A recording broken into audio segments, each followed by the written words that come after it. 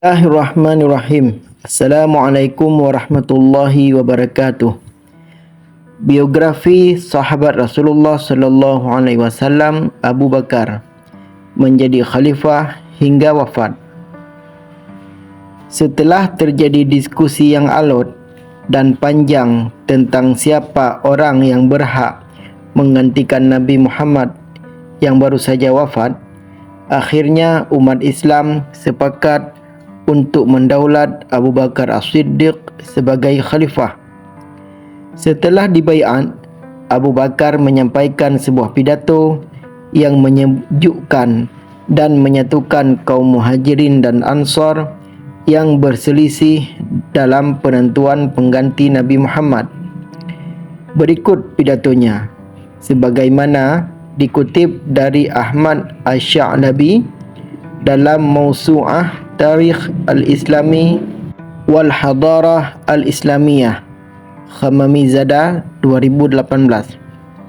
Wahai saudara-saudara, sesungguhnya aku telah kalian percayakan untuk memangku jabatan khalifah. Padahal aku bukanlah yang paling baik di antara kalian. Sebaliknya, kalau aku salah, luruskanlah langkahku. Kebenaran adalah kepercayaan dan dusta adalah pengkhianatan. Orang yang lemah di kalangan kamu adalah kuat dalam pandanganku sesudah hak-haknya aku berikan kepadanya. Sebaliknya, orang yang kuat di antara kalian aku anggap lemah setelah haknya saya ambil. Bila ada yang meninggalkan perjuangan di jalan Allah, maka Allah akan menghinakannya.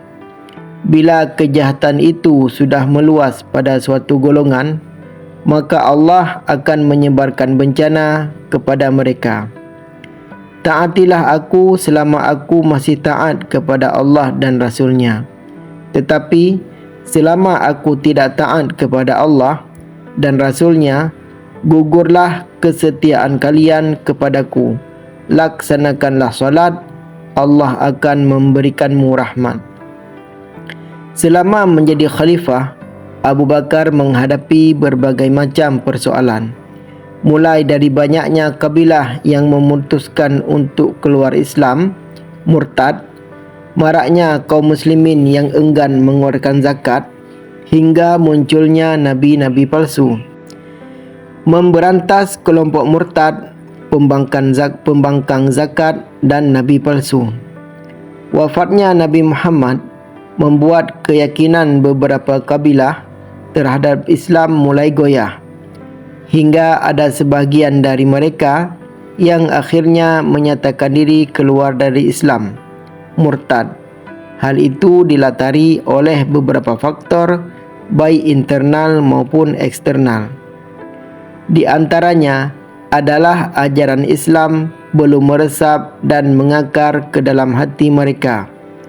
Keyakinannya sudah kacau, tidak menyaksikan kegiatan Nabi Muhammad secara langsung, ingin kembali kepada kebebasan politik dan agamanya yang lama setelah Nabi tiada, propaganda dari Imperium Romawi Timur dan Persia, dan lain sebagainya. Dijelaskan Muhammad Hussein Haikal dalam Abu Bakar As-Siddiq. Kabilah-kabilah yang tinggal di Mekah, Madinah dan Taif seperti kabilah Ghifar, Bali, Asja', Juhainah, Muzainah, Aslam dan Khuza'ah sudah memiliki keislaman yang mantap setelah sepeninggal Nabi Muhammad. Hal itu berbeda dengan kabilah-kabilah lain yang tinggal jauh dari ketiga kota pusat Islam tersebut, seperti Bahrain, Oman, Mahrah, Yaman, dan perkampungan kabilah-kabilah di sebelah utara Madinah. Keislaman mereka belum menentu sehingga membuat mereka murtad setelah Nabi wafat. Kabilah-kabilah yang tinggal jauh dari Makkah dan Madinah umumnya menyatakan diri masuk Islam setelah Nabi Muhammad dan umat Islam berhasil menaklukkan Makkah atau Fathu Makkah.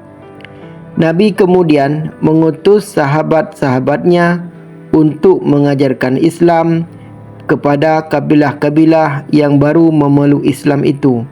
Namun, karena berbagai faktor di atas, akhirnya mereka memutuskan untuk keluar dari Islam. Abu Bakar pertama-tama mengirimkan surat kepada orang-orang murtad tersebut. Jika mereka menyambut kembali ajaran memeluk Islam, maka mereka akan dibiarkan. Sementara jika mereka menolak, maka mereka akan ditindak. Singkat cerita, pasukan umat Islam dan orang-orang murtad bertemu dalam Perang Riddah, sebuah peperangan yang sangat menentukan masa depan Islam. Karena jika pasukan Islam kalah, maka masyarakat Arab akan kembali ke dalam kehidupan jahiliyah lagi.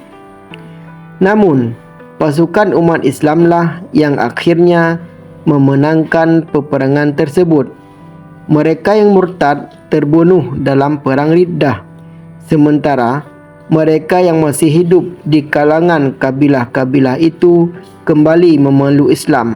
Selain itu, persoalan lain yang dihadapi Khalifah Abu Bakar adalah mereka yang masih menyatakan diri sebagai seorang Muslim namun enggan menunaikan zakat. Mereka menganggap zakat itu seperti upeti. Sehingga ketika Nabi Muhammad wafat, mereka merasa tidak perlu lagi membayar dan menyetorkannya ke Madinah. Bagi mereka, zakat bisa diberikan kepada siapa saja dikehendakinya. Dengan kata lain, mereka tidak membayar ke Madinah karena tidak tunduk kepada Khalifah Abu Bakar. Di samping itu, ada juga yang tidak mau membayar zakat karena memang dia memiliki sifat kikir. Abu Bakar mengeluarkan keputusan akan memerangi orang-orang yang enggan mengeluarkan zakat tersebut. Meskipun orang tersebut melaksanakan solat, peperangan kedua belah pihak menjadi tidak terelakkan lagi. Pasukan umat Islam berhasil mengalahkan kabilah-kabilah Abs, Zubayan, Ghatafan dan kabilah-kabilah lainnya yang enggan membayar zakat dalam sebuah peperangan di Dzul Qassah. Sebahagian dari mereka langsung menunaikan zakat dan tunduk kepada Khalifah Abu Bakar. Namun, sebahagian yang lain meninggalkan kampung halamannya dan bergabung dengan Nabi palsu Tulaihah bin Khuwailid dari Banu Asad. Pada masa pemerintahan Abu Bakar As-Siddiq, dimulai akhir-akhir hidup Nabi, muncul beberapa Nabi palsu. Untuk meyakinkan orang-orang, mereka mengaku mendapatkan wahyu dari Tuhan. Di antara mereka yang mengaku sebagai Nabi adalah Tulaihah bin Khuwailid dari Banu Asad di Yaman dan Musailamah Al-Kadzab di Yamamah. Tulaihah dan pasukannya berhasil dikalahkan Khalid bin Walid. Dia kemudian lari ke Syam dan menetap di sana. Dia juga kembali memeluk Islam setelah mengetahui kabilah-kabilah yang dahulu menjadi pengikutnya juga kembali kepada Islam. Sementara Musailamah terbunuh dalam perang Yamamah oleh Wahsy, orang yang membunuh Hamzah dalam perang Uhud dan kemudian masuk Islam. Perluasan wilayah Islam. Abu Bakar menjadi khalifah selama 2 tahun 3 bulan. Kendati demikian, dia berhasil memperluas wilayah kekuasaan Islam. Abu Bakar mulai menyiapkan rencana-rencana perluasan wilayah Islam setelah berhasil mengatasi persoalan-persoalan dalam negeri. Ia mengirim pasukan Islam di bawah pimpinan Khalid bin Walid dan Muthanna bin Harithah Asy-Syaibani untuk membebaskan Irak dari cengkeraman Imperium Persia. mereka berhasil mengalahkan pasukan Persia dan menguasai beberapa wilayah di Irak seperti Hirah, Anbar dan sebagainya. Sementara untuk membebaskan Syria dari kekuatan Romawi, Abu Bakar mengirimkan 4 komandan, Yazid bin Abi Sufyan di Damaskus, Syurahbil bin Hasanah di Yordania, Abu Ubaidah di Hims, dan Ammar bin As di Palestina. Tidak hanya itu, Abu Bakar juga meminta Khalid bin Walid yang berhasil membebaskan beberapa wilayah di Irak untuk membantu pertempuran di Syria. Pada masa kekhalifahan Abu Bakar, ekspedisi pembebasan Syria belum tuntas. Baru pada masa Khalifah Umar bin Khattab, wilayah Syria berhasil dibebaskan. Menghimpun Al-Quran. Pada Perang Yamamah, jumlah yang terbunuh di pihak pasukan Muslim mencapai 1.200 orang, termasuk 39 sahabat besar dan yang hafal Al-Quran. Hal inilah yang menyebabkan munculnya inisiatif untuk mengumpulkan Al-Quran pada zaman kekhalifahan Abu Bakar. Adalah Umar bin Khattab yang mengusulkan pengumpulan Al-Quran kepada Khalifah Abu Bakar. Aku khawatir di tempat-tempat lain akan bertambah banyak penghafal Al-Quran yang akan terbunuh, sehingga Al-Quran akan banyak yang hilang, kecuali jika kita himpun. Aku ingin mengusulkan supaya Al-Quran dihimpun, kata Umar bin Khattab kepada Abu Bakar. Semula Abu Bakar tidak langsung menyetujui usulan Umar tersebut. Dia berfikir, bagaimana mungkin melakukan sesuatu menghimpun Al-Quran yang tidak dilakukan oleh Nabi Muhammad. Namun, setelah berdiskusi dengan Umar bin Khattab dan Zaid bin Thabit, penulis wahyu Nabi, Abu Bakar sepakat dengan usulan penghimpunan Al-Quran. Dia kemudian memerintahkan Zaid bin Thabit untuk melacak dan mengumpulkan Al-Quran. Pada saat itu, Al-Quran ditulis di atas tulang-tulang bahu, dari lempengan-lempengan, pelepah pohon kurma, dan juga dihafal oleh para sahabat. Zaid bin Thabit berhasil menghimpun Al-Quran dan menghimpunnya ke dalam lembaran-lembaran dengan penuh ketelitian. Untuk mengecek keaslian Al-Quran, Zaid bin Thabit mengumpulkan tulisan-tulisan Al-Quran yang terserak, menyusun, membandingkan, dan kemudian mencocokkannya. Dia tidak akan menetapkan satu ayat Al-Quran pun sebelum dia merasa benar-benar yakin bahawa ayat tersebut memang diwahyukan kepada Nabi Muhammad. Lembaran-lembaran Al-Quran itu kemudian disimpan di tempat Abu Bakar, lalu di tempat Umar bin Khattab dan Hafsah.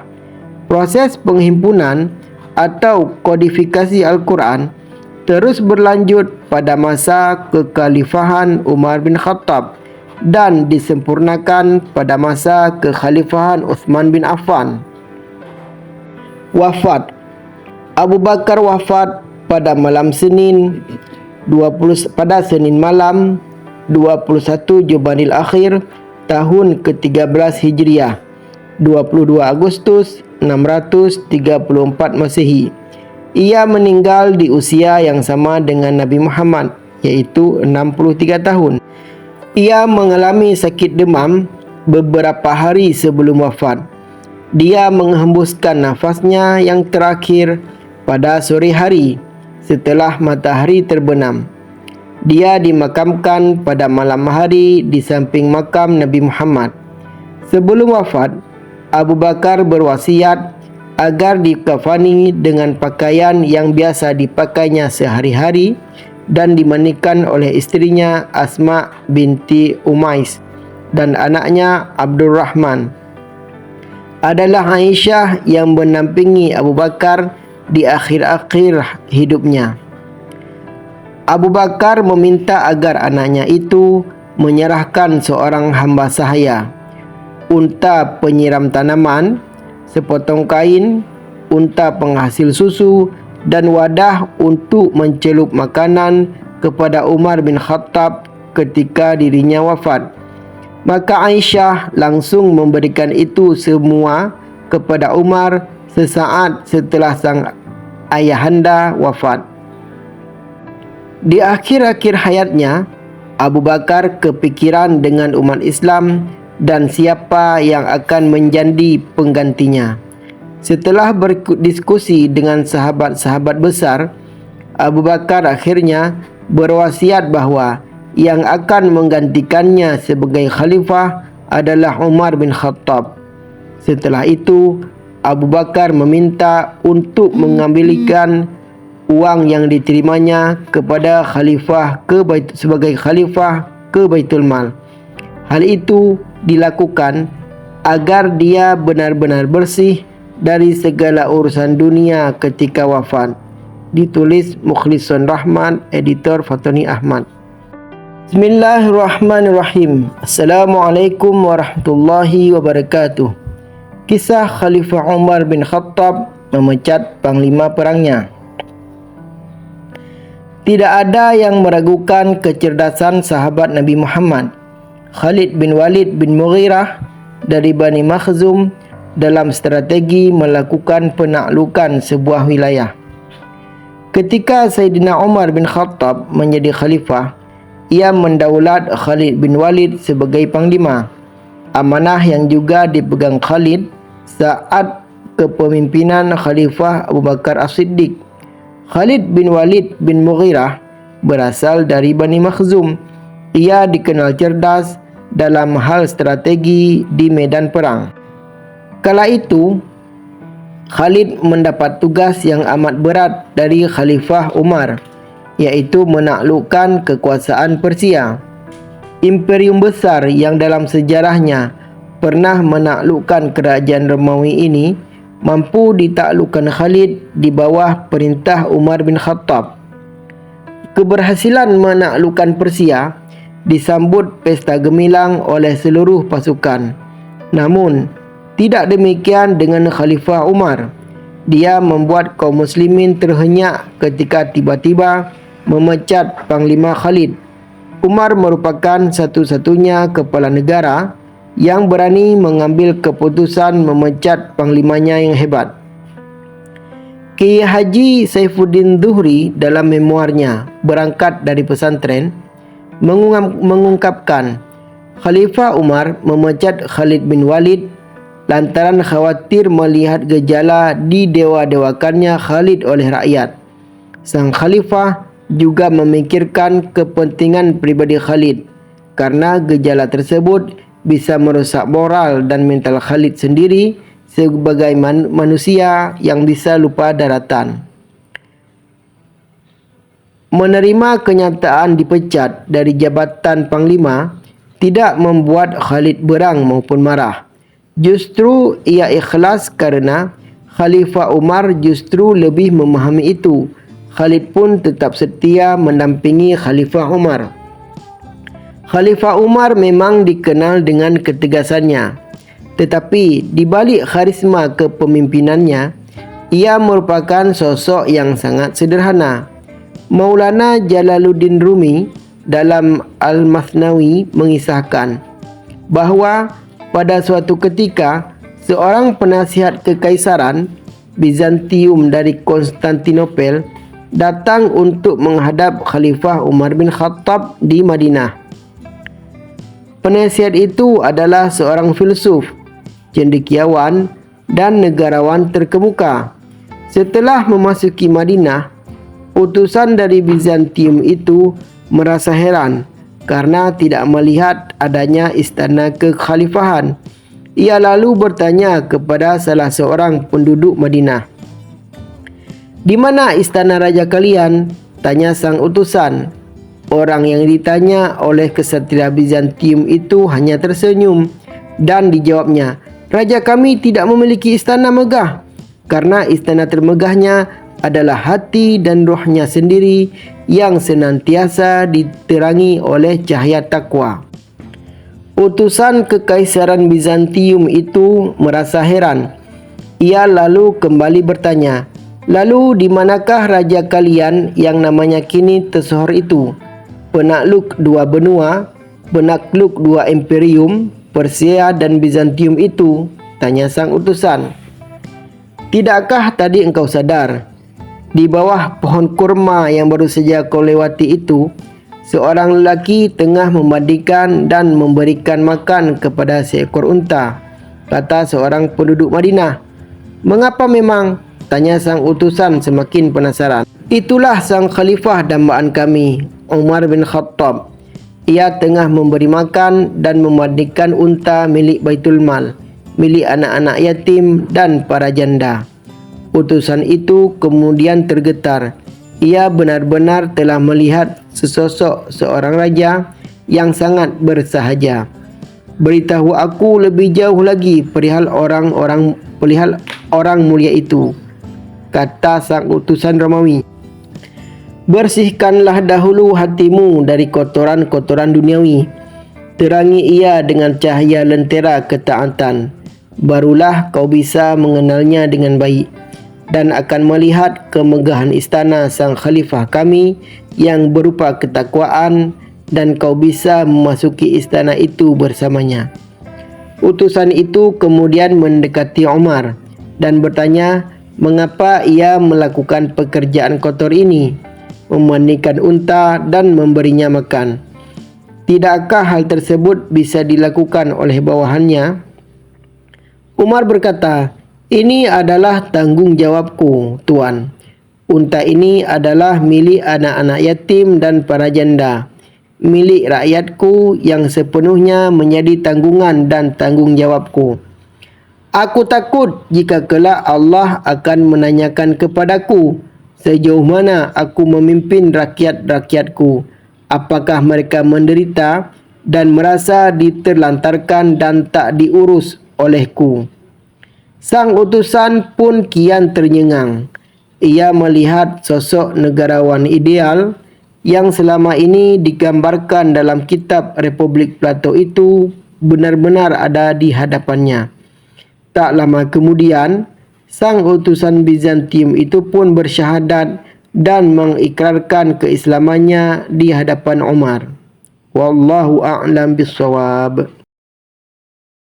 Bismillahirrahmanirrahim. Khalifah Uthman bin Affan. Khalifah Uthman bin Affan adalah salah satu sahabat Nabi Muhammad SAW yang menjadi khalifah ketiga dalam Khulafa'u Ar-Rashidin. Ia dikenal sebagai pedagang kaya raya dan ekonom yang handal namun sangat dermawan. Banyak bantuan ekonomi yang diberikannya kepada umat Islam di awal dakwah Islam. Ia juga berjasa dalam hal membukukan Al-Quran. Ia mendapat julukan Dzun-Nurain yang berarti yang memiliki dua cahaya, karena ia menikahi dua putri Nabi Muhammad SAW, yaitu Ruqayyah dan Ummu Kalsum. Kehidupan awal. Uthman bin Affan lahir pada tahun 574 Masehi di Taif, Jazirah Arab. Nama lengkapnya adalah Uthman bin Affan bin Abi al-As bin Umayyah bin Abdul Syams bin Abdul Manaf bin Qusay bin Kilab. Ia berasal dari Bani Umayyah, salah satu klan terkemuka dari suku Quraisy. Nama ayahnya adalah Affan bin Abi al-As dan nama ibunya adalah Arwa binti Quraid. Uthman bin Affan lahir dari keluarga kaya dan berpengaruh di Makkah. Ayahnya adalah pedagang sukses yang meninggalkan warisan yang cukup besar untuknya. Sejak kecil, ia sudah mendapatkan pendidikan yang baik. hingga menjadi salah satu orang di Makkah saat itu yang pandai membaca dan menulis. Ia juga memiliki akhlak yang mulia, sopan, pemalu, bersih jiwa dan suci lisannya. Masuk Islam. Uthman bin Affan masuk Islam atas ajakan Abu Bakar As-Siddiq, sahabat dan mertua Nabi Muhammad sallallahu alaihi wasallam. Ia termasuk golongan As-Sabiqun Al-Awwalun, golongan yang pertama-tama masuk Islam. Ia juga termasuk 10 orang yang dijamin masuk syurga oleh Nabi Muhammad sallallahu alaihi wasallam. Uthman bin Affan menghadapi banyak cobaan dan tekanan dari kaum Quraisy setelah masuk Islam. Ia bersama isteri dan kaum muslimin lainnya memenuhi seruan Nabi Muhammad sallallahu alaihi wasallam untuk hijrah ke Habasyah, sekarang Ethiopia, untuk menghindari siksaan kaum kafir. Setelah kembali ke Makkah, ia kembali hijrah bersama Nabi Muhammad sallallahu alaihi wasallam ke Madinah. Menikahi putri Nabi Muhammad sallallahu alaihi wasallam. Menikahi putri Nabi Muhammad sallallahu alaihi wasallam. Uthman bin Affan. Uthman bin Affan menikahi Ruqayyah binti Muhammad, putri pertama Nabi Muhammad sallallahu alaihi wasallam dari Khadijah binti Khuwailid. Mereka dikaruniai seorang anak laki-laki bernama Abdullah, tetapi ia meninggal saat masih kecil. Ruqayyah juga meninggal pada tahun 624 Masehi saat Uthman sedang berperang di Badar bersama Nabi Muhammad sallallahu alaihi wasallam. Nabi Muhammad sallallahu alaihi wasallam kemudian menikahkan Uthman dengan putri ketiganya dari Khadijah, yaitu Ummu Kalsum binti Muhammad. Mereka tidak dikaruniai anak. Ummu Kalsum meninggal pada tahun 630 Masehi saat Uthman sedang berperang di Hunain bersama Nabi Muhammad sallallahu alaihi wasallam. Karena menikahi dua putri Nabi Muhammad sallallahu alaihi wasallam secara berturut-turut, Uthman mendapat julukan Dzun-Nurain yang memiliki dua cahaya. Perjuangan bersama Nabi Muhammad sallallahu alaihi wasallam. Uthman bin Affan adalah salah satu sahabat yang setia dan aktif berjuang bersama Nabi Muhammad sallallahu alaihi wasallam dalam menyebarkan Islam. Ia ikut serta dalam beberapa perang penting seperti Perang Badar, Uhud, Khandaq, Hudaibiyah, Khaybar, Makkah dan Tabuk. Uthman bin Affan juga menunjukkan kedermawanannya dalam membantu umat Islam dengan harta bendanya. Beberapa contoh bantuan ekonomi yang diberikannya adalah membeli mata air Raumah dari seorang lelaki suku Ghifar Yahudi seharga 35.000 dirham dan menyumbangkannya untuk keperluan kaum muslimin di Madinah. 2. Mendermakan 950 ekor unta dan 70 ekor kuda, ditambah 1.000 dirham sumbangan pribadi untuk perang Tabuk. Nilainya sama dengan sepertiga biaya perang tersebut. 3. Membeli sebagian besar saham dari tanah Fadak yang dimiliki oleh Yahudi dan menyumbangkannya untuk keperluan kaum muslimin di Madinah. 4. Membeli sebagian besar saham dari tanah Khaybar yang dimiliki oleh Yahudi dan menyumbangkannya untuk keperluan kaum muslimin di Madinah. Membukukan Al-Quran. Uthman bin Affan adalah salah satu sahabat yang hafal Al-Quran dan ahli dalam menulisnya. Ia juga berjasa dalam hal membukukan Al-Quran agar tidak terpecah belah dan hilang. Setelah Nabi Muhammad SAW wafat, Abu Bakar As-Siddiq mengumpulkan Al-Quran dalam satu mushaf atau kitab yang disimpan oleh Ummul Mukminin Hafsah binti Umar bin Khattab. Kemudian pada masa kekhalifahan Uthman bin Affan terjadi perbedaan bacaan Al-Quran di antara kaum muslimin yang berbeda dialek dan bahasa. Untuk mengatasi masalah ini, Uthman bin Affan membentuk sebuah tim yang dipimpin oleh Zaid bin Thabit untuk menyalin mushaf Hafsah dan menyebarkannya ke seluruh wilayah Islam.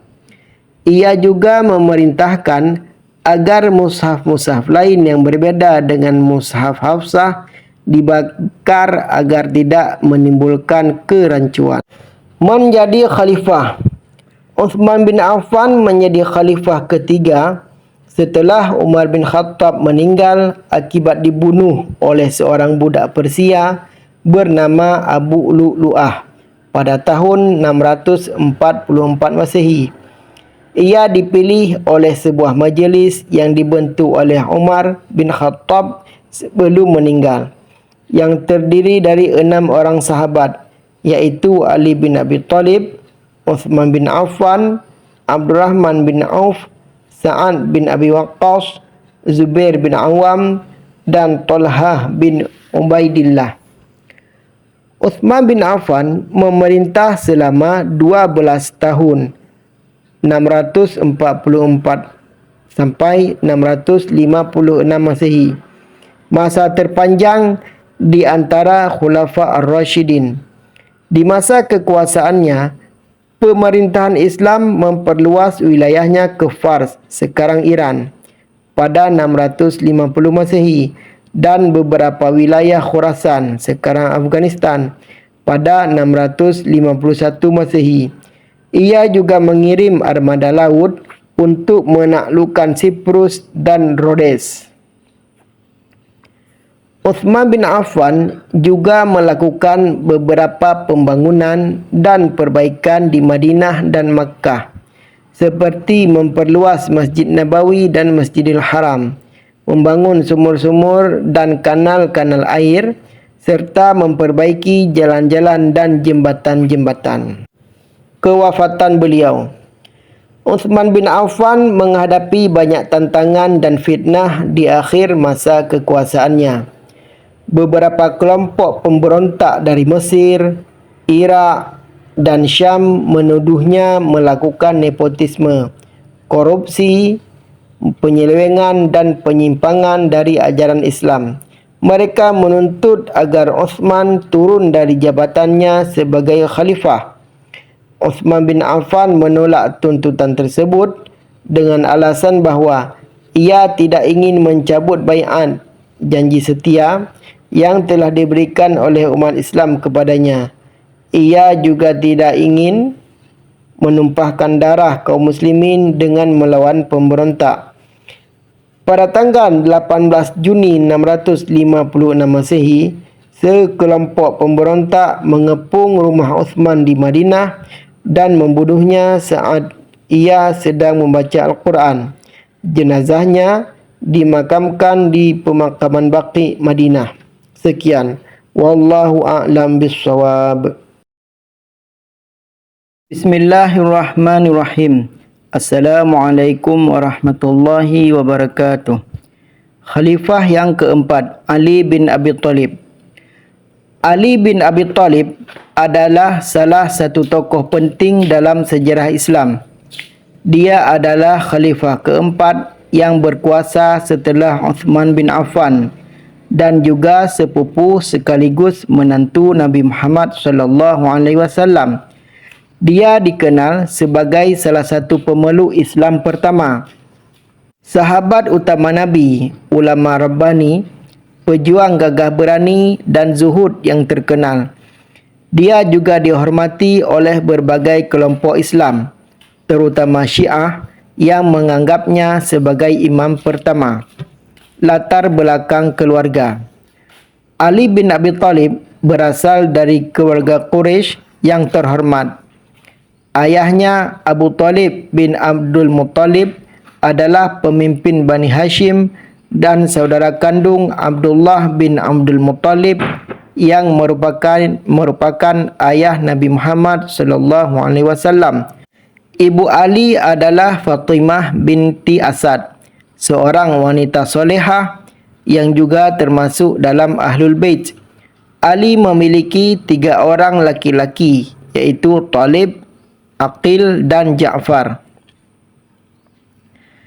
Ali menikah dengan Fatimah binti Muhammad, putri kesayangan Nabi, yang diberikan oleh Nabi sendiri sebagai menantu terbaik untuknya. Dari pernikahan ini, Ali dan Fatimah dikaruniai 5 orang anak, iaitu Hasan, Husain, Zainab, Ummu Kalthum dan Muhsin. Muhsin meninggal saat masih bayi. Hasan dan Husain merupakan cucu Nabi yang sangat dicintai olehnya dan dianggap sebagai pemimpin kaum muda syurga. Selain Fatimah, Ali juga menikah dengan beberapa wanita lain setelah Fatimah wafat. Mereka adalah Umamah binti Abi Al-As, Fatimah binti Hizam, Laila binti Mas'ud, Asma binti Umais, Khawlah binti Ja'far, Asy'ba binti Rabi'ah, dan Ummu Sa'id binti Urwah. Dari isteri-isteri ini, Ali memiliki beberapa anak lagi, iaitu Muhammad Al-Abbas, Abdullah, Abu Bakar, Uthman, Umar, Ubaidillah dan Muhammad Al-Asghar. Kehidupan awal. Ali bin Abi Thalib dilahirkan di Makkah pada hari Jumaat tanggal 13 Rajab tahun 21 sebelum Hijrah, atau sekitar tahun 599 Masehi. Dia adalah anak terakhir dari 4 bersaudara. Awalnya dia diberi nama Haidar atau Haidarah oleh ibunya yang berarti singa. Namun kemudian ayahnya menamakannya Ali yang berarti luhur, tinggi dan agung. Ali dibesarkan dalam lingkungan keluarga Quraisy yang terkemuka.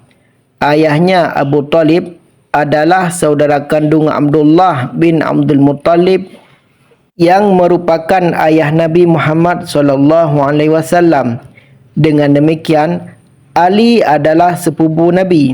Selain itu, Abu Talib juga merupakan pemimpin Bani Hashim dan pelindung Nabi sejak masa kecil hingga dewasa. Ketika Ali berusia 5 tahun, dia diasuh oleh Nabi Muhammad SAW karena kondisi ekonomi keluarganya yang sulit. Sejak saat itu, Ali tinggal bersama Nabi dan mengikuti jejaknya. Ali menjadi saksi pertama wahyu pertama yang turun kepada Nabi di Gua Hira. Dia juga menjadi salah satu pemeluk Islam pertama dan termuda pada usia 10 tahun. Peran dalam dakwah dan peperangan. Ali bin Abi Thalib berperan aktif dalam menyebarkan dakwah Islam sejak awal. Dia membantu Nabi dalam menyampaikan risalah Islam kepada kaum Quraisy secara rahasia maupun terang-terangan. Dia juga ikut serta dalam hijrah ke Madinah bersama Nabi dan keluarganya. Ali juga terlibat dalam berbagai peperangan yang dialami kaum muslimin melawan musuh-musuh Islam. Peran dalam dakwah dan peperangan. Ali bin Abi Thalib berperan aktif dalam menyebarkan dakwah Islam sejak awal. Dia membantu Nabi dalam menyampaikan risalah Islam kepada kaum Quraisy secara rahasia maupun terang-terangan. Dia juga ikut serta dalam hijrah ke Madinah bersama Nabi dan keluarganya. Ali juga terlibat dalam berbagai peperangan yang dialami kaum muslimin melawan musuh-musuh Islam. Ia dikenal sebagai salah satu pejuang paling berani dan tangguh di medan perang. Dia memegang panji-panji Rasulullah dalam beberapa peperangan seperti Badar, Uhud, Khaybar dan Hunain. Dia juga memegang pedang Zulfikar yang menjadi ciri khasnya. Beberapa prestasi Ali dalam peperangan antara lain: 1. Menyelamatkan Nabi dari serangan musuh di Perang Uhud. 2. Membunuh Ammar bin Abd Ud yang merupakan pejuang paling gagah dari kaum Quraisy di Perang Khandaq. 3. Membuka pintu benteng Khaybar dengan kekuatannya di Perang Khaybar. 4. Menjadi panglima kaum muslimin di Perang Yamamah melawan Musailamah Al-Kadzab. Pernikahan dengan Fatimah dan keturunannya. Ali bin Abi Thalib menikah dengan Fatimah binti Muhammad, putri kesayangan Nabi, pada tahun kedua Hijriah. Pernikahan ini diatur oleh Nabi sendiri yang menganggap Ali sebagai menantu paling pantas untuk Fatimah. Mereka dikaruniai 5 orang anak, yaitu Hasan, Husain, Zainab, Ummu Kalthum dan Muhsin. Muhsin meninggal saat masih bayi. Hasan dan Husain merupakan cucu Nabi yang sangat dicintai olehnya. Mereka juga termasuk dalam Ahlul Bait atau keluarga Nabi yang mendapat keistimewaan dan kemuliaan. Mereka juga dianggap sebagai pemimpin kaum muda surga oleh Nabi. Ali dan Fatimah hidup dalam kesederhanaan dan kezuhudan. Mereka tidak pernah mengeluh untuk meminta sesuatu yang berlebihan kepada Nabi. Mereka selalu bersyukur dan sabar dalam menghadapi segala cubaan. Mereka juga rajin beribadah dan bersedekah. Kepemimpinan sebagai khalifah. Ali bin Abi Thalib menjadi khalifah keempat setelah Uthman bin Affan dibunuh oleh pemberontak pada tahun 35 Hijriah. Ali diangkat menjadi khalifah oleh sebagian besar kaum muslimin di Madinah setelah dia diminta untuk mengambil alih kepemimpinan. Ali awalnya menolak karena merasa ada yang lebih baik darinya.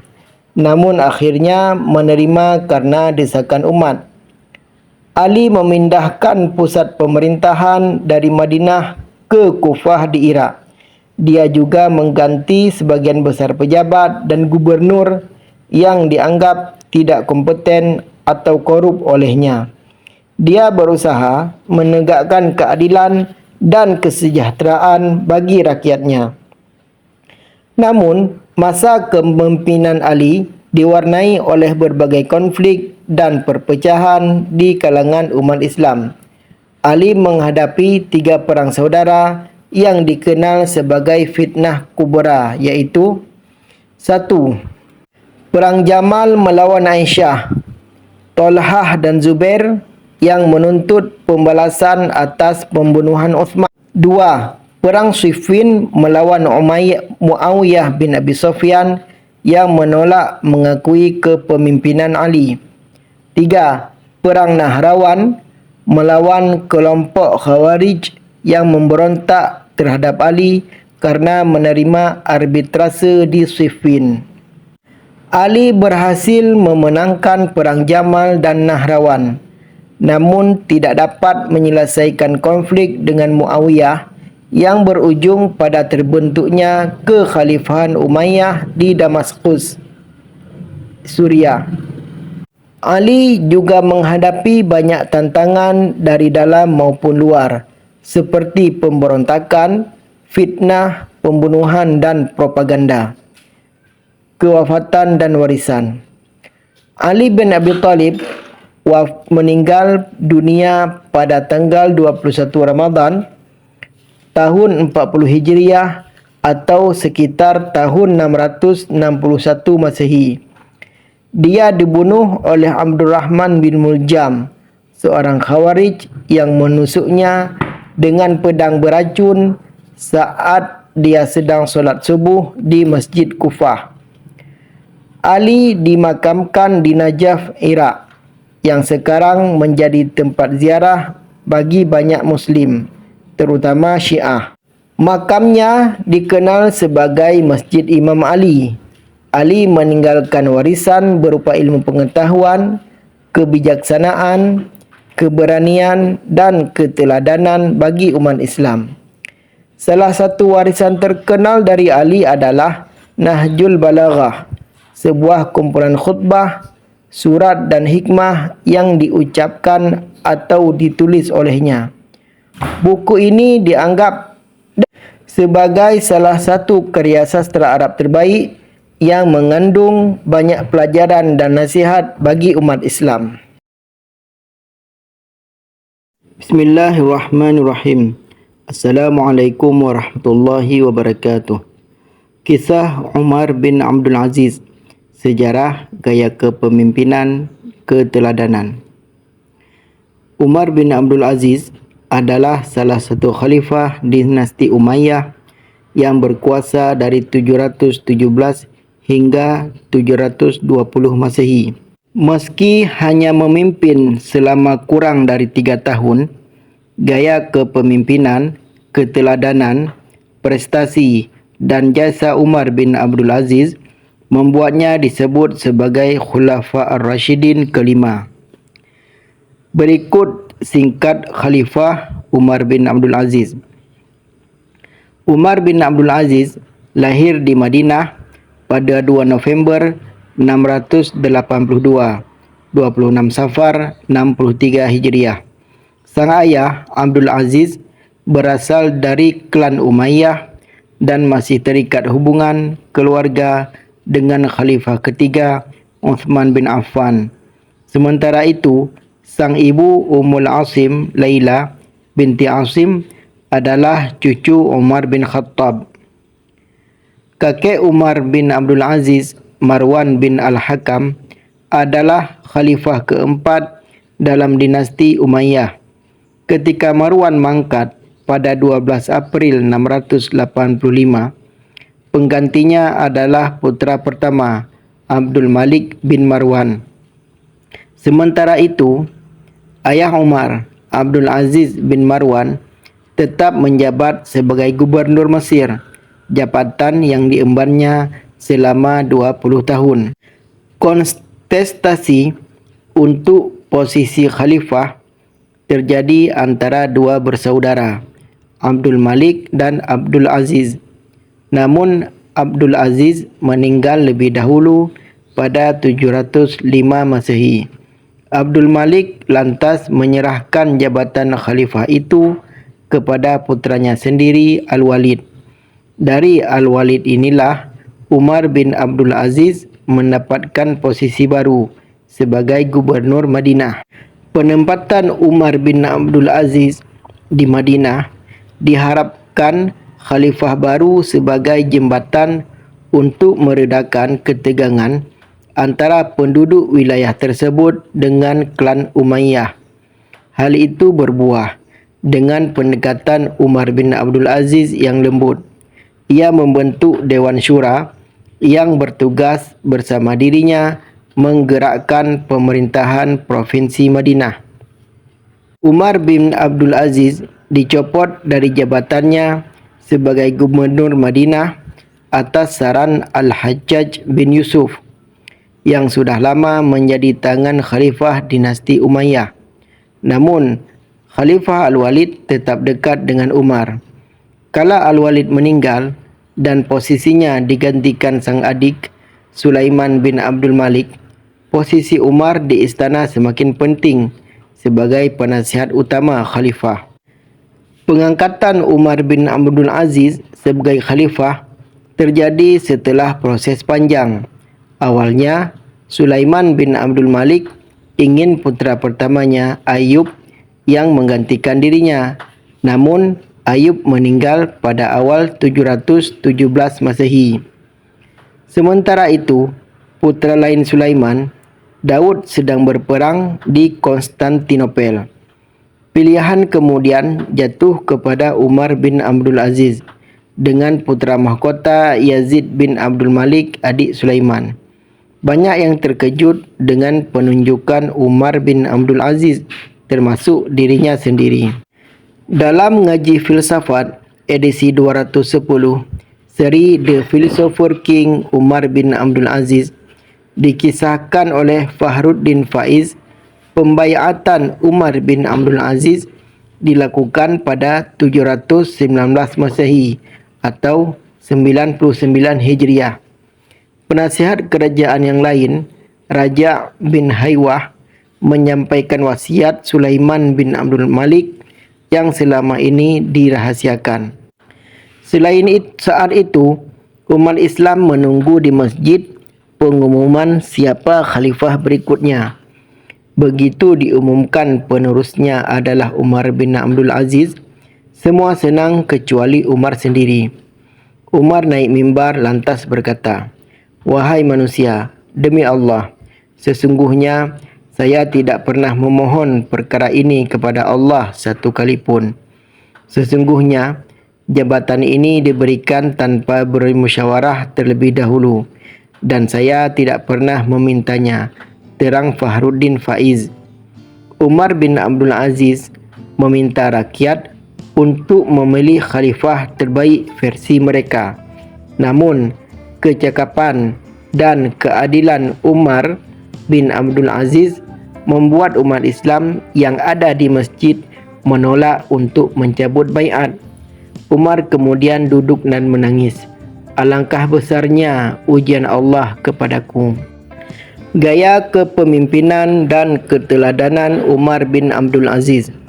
Umar bin Abdul Aziz memiliki berbagai karakter yang membuatnya layak menjadi pimpinan pilihan. Ia orang yang warak, sederhana, egaliter, tawadhu, telaten dan sabar, adil, dan yang terpenting pembela kaum duafa. Salah satu kisah keteladanan Umar bin Abdul Aziz tercantum dalam biografi Khalifah Rasul, karya Khalid Muhammad Khalid. Suatu ketika, ada gubernur yang melayangkan surat kepada Umar untuk meminta tambahan pena dan kertas. Dalam surat balasan, Umar bin Abdul Aziz menjawab, "Begitu suratku ini tiba, runcingkan pena, satukan tulisan dan tulislah berbagai keperluan sebanyak-banyaknya dalam satu kertas.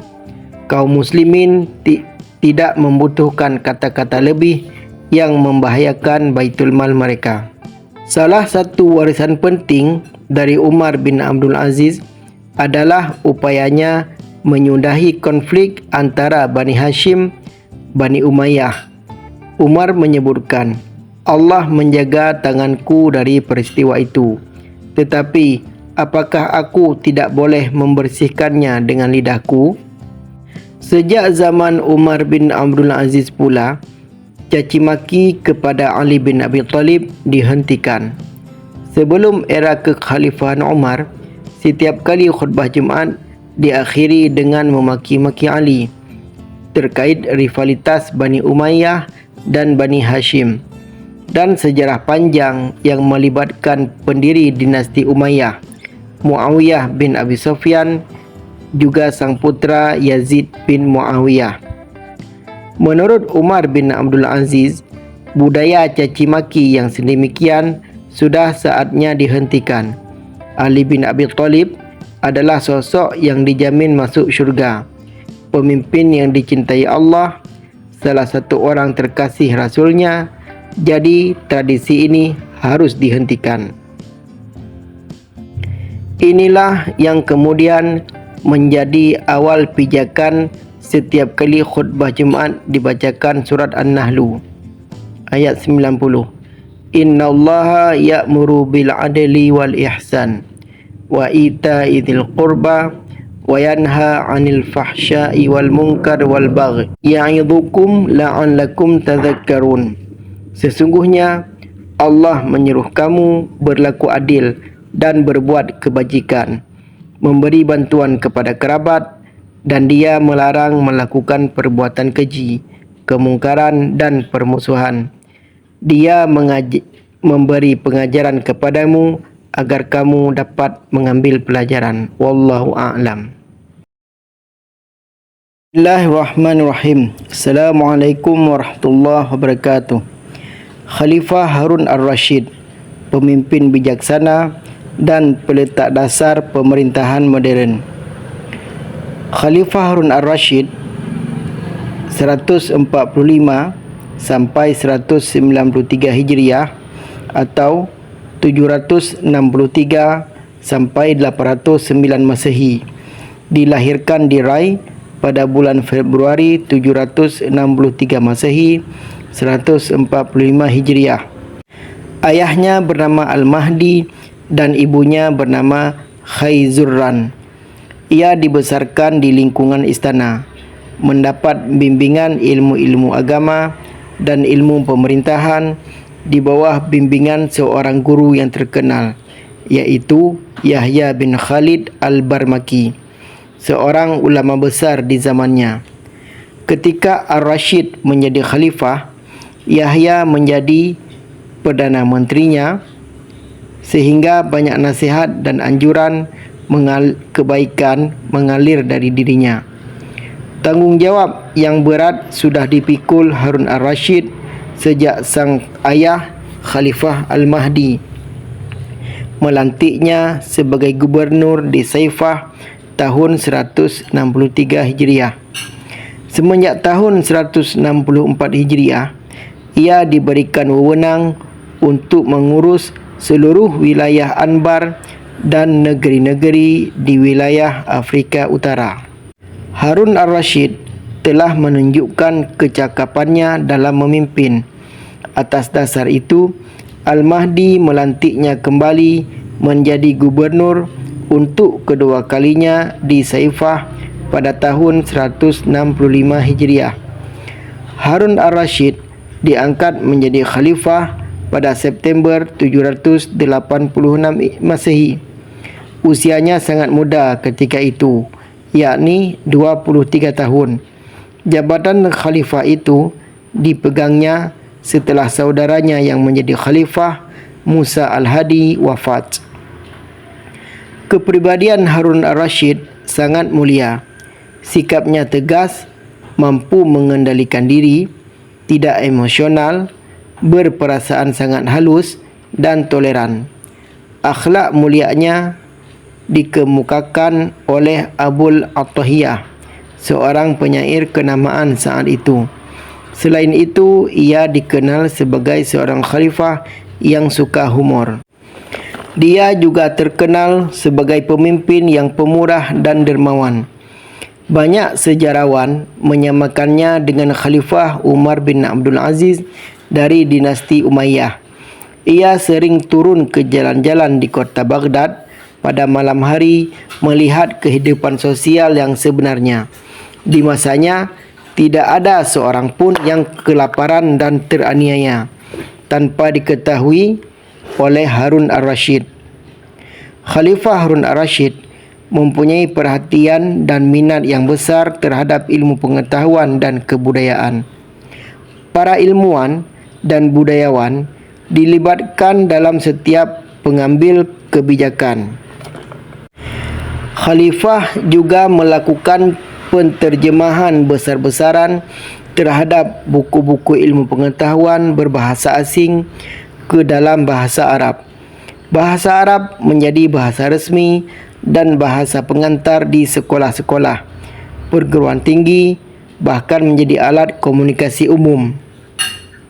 Semua pengetahuan yang termuat dalam bahasa asing segera diterjemahkan ke dalam bahasa Arab agar dapat dikaji dan dipahami masyarakat luas.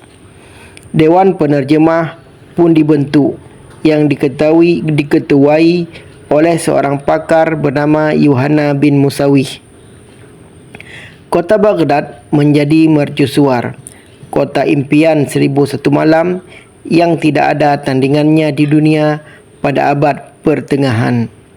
Selain itu, pada masa kekhalifahannya, wilayah kekuasaan dinasti Abbasiyah membentang dari Afrika Utara sampai ke Hindukush, India.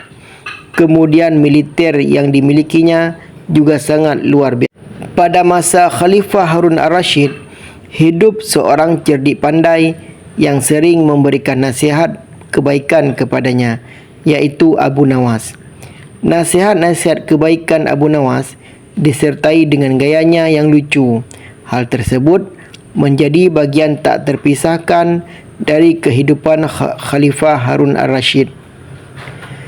Kebijakan dan kecakapannya dalam memimpin mampu membawa negara dalam situasi aman, damai dan tenteram. Tingkat kejahatan sangat tinggi sehingga sulit mencari orang yang akan diberikan zakat, infak dan sedekah. Dapat dikatakan bahawa tingkat kemakmuran penduduknya merata.